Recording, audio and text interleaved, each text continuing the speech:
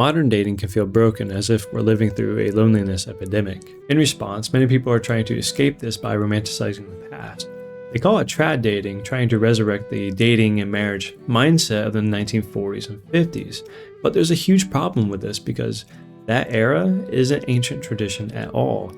In fact, it's where our modern hookup culture actually comes from and what we're stuck in right now. The truth? Dating as we know it is a brand new social experiment that's around a century old. But 2,000 years ago, early Christians had a radically different system for finding a spouse. One that didn't rely on apps, swipe culture, isolated private dates, or superficial obsession, yet somehow created the most connected communities in history. So why didn't dating exist for the early church? Because to them, finding a spouse wasn't an individualistic search for status or entertainment. It was a sacred communal vocation. Today, we treat romance like a high-stakes transaction. We obsess over physical beauty, optimize our profiles, and end up feeling more isolated than ever.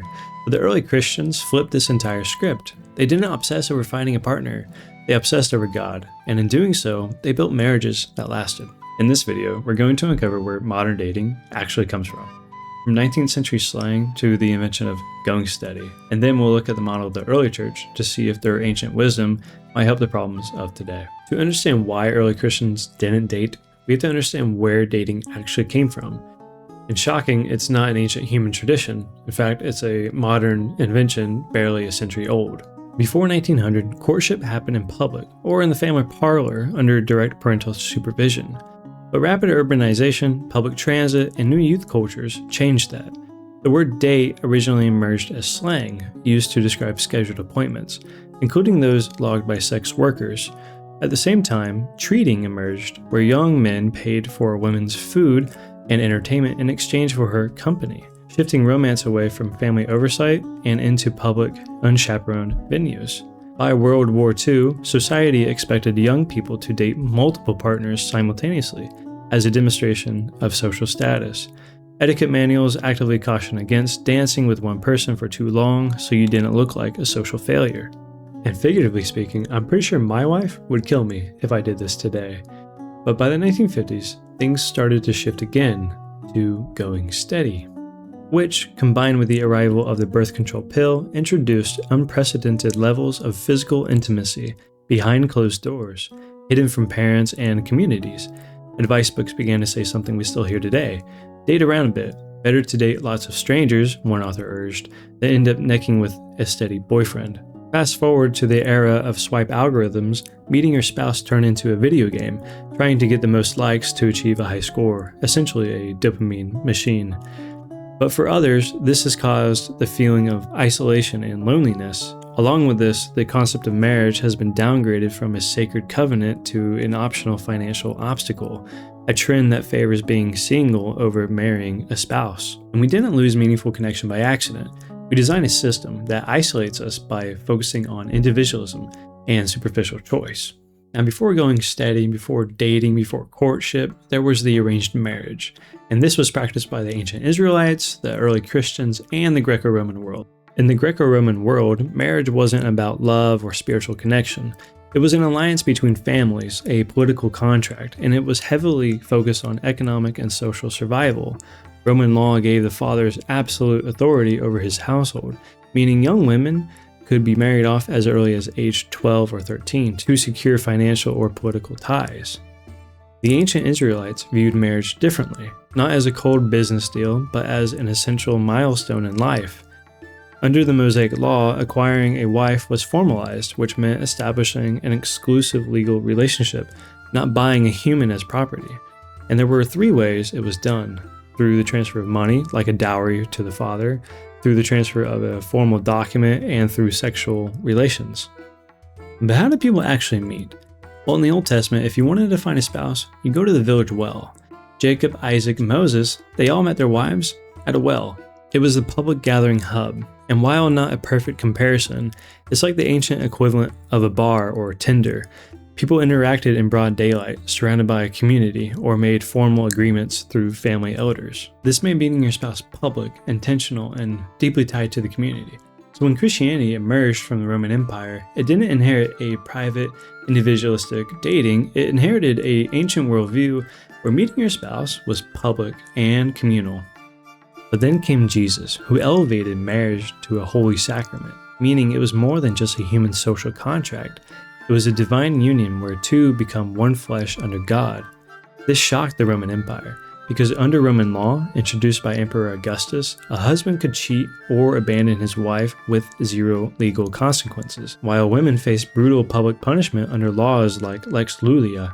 But early Christianity changed this mindset by demanding equal fidelity from men and requiring mutual consent. Early Christian women had the right to refuse pagan suitors. St. Paul teaches in Ephesians that marriage wasn't just a legal tie, it was a direct reflection of Christ's love for the church. This mindset transforms marriage from a transactional transfer of property into a shared spiritual vocation. And because marriage was viewed as a sacred vocation and there was no dating concept, etiquette guides, or swipe algorithms, the early Christians turned to their community to help find a spouse. And there were a couple church fathers who have some words on this. In the 2nd century, Tertullian, in thinking about his own death, wrote his wife a letter, and in it he speaks on two things. 1, don't remarry at all. And 2, knowing that she may remarry, advises only marrying another Christian. He warned Christians against marrying outside the faith. To him, joining yourself to a pagan spouse meant daily spiritual friction, a barrier to prayer, fasting, and serving the poor. A marriage had to be built on a shared altar if it was going to survive a hostile empire. In the 4th century, St. John Chrysostom was tackling a cultural fixation on marrying for physical appearance or large financial dowries. But Chrysostom chose to counter this cultural fixation. He urged believers to look past temporary physical beauty and seek beauty of her soul and moral character. He wrote, "Praise her not for her beauty. Seek thou for beauty of soul. Let us seek in a wife affectionateness, modest-mindedness, gentleness. These are the characteristics of beauty." And to young men wondering how to actually win a godly woman's heart, Chrysostom doesn't offer pickup lines. Instead, he gives advice to show true spiritual leadership and to say to the bride, "I courted you, and I love you, and prefer you to my own soul. For the present life is nothing, and I pray and beseech and do all I can that we may be counted worthy so to live this present life." He warned against marrying for financial gain or superficial physical beauty, as this could lead to spiritual decay and household bitterness. To the early church, finding a spouse wasn't about finding someone to entertain you for a season. It was about choosing a partner to walk with you into eternity. So how did early Christians meet their future spouse if there was no internet, dating apps, or private cars? Well, they borrowed from their Jewish roots. They kept romance grounded in community, and they directed their intentions to God. In the ancient world, private, unchaperoned interactions between unmarried men and women were virtually non-existent. Instead, early Christians interacted in broad daylight, at local markets, community festivals, and weekly Sunday gatherings. They shared public meals where people across all social classes broke bread together. When two people showed mutual interest, they didn't enter a casual testing phase. They pursued marriage intentionally, with the guidance and blessing of their local church leader. As St. Ignatius of Antioch wrote in the early 2nd century, unions were brought before local leaders not to force an arrangement, but to ensure the relationship was built on pure intentions, holiness, and mutual respect rather than fleeting passion.